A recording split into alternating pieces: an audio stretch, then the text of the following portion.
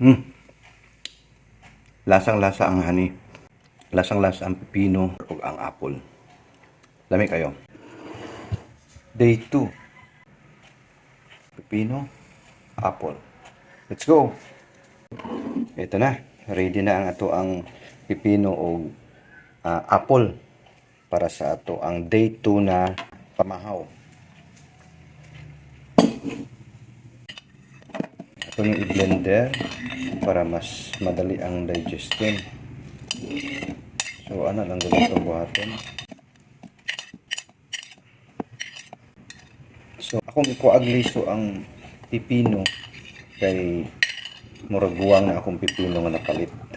Pero okay lang, makaon lang gyapon eh. So, gigagmay lang ako slice para mas madali. So, ano lang nga to ang pamahaw karong adlaw. Okay. Nya sa kabasong tubig. Same lang gihapon sa kabasong tubig. Unya magbutang taog honey. Para atong honey. Ambot kung pure ba kani nga honey, kay napalit ra man ako ni sa tindahan. Pero kung dili gani pure, wala tay mahimo. Okay, gamay lang ato ibutang nga honey.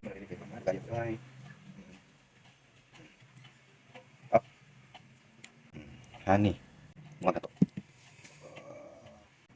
So sila dun. Para mo ang honey.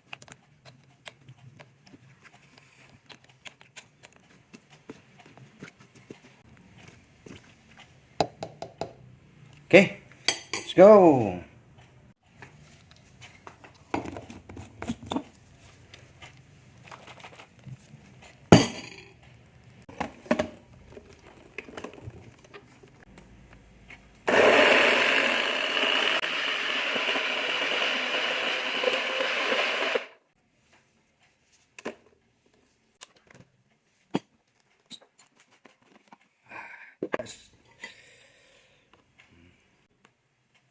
Tilawan na to.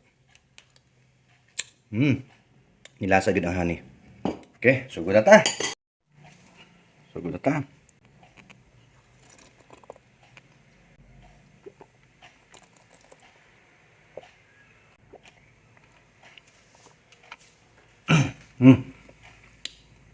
Lasang-lasa ang honey.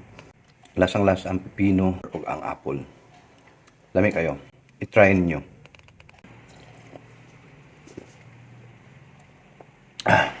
Sarap.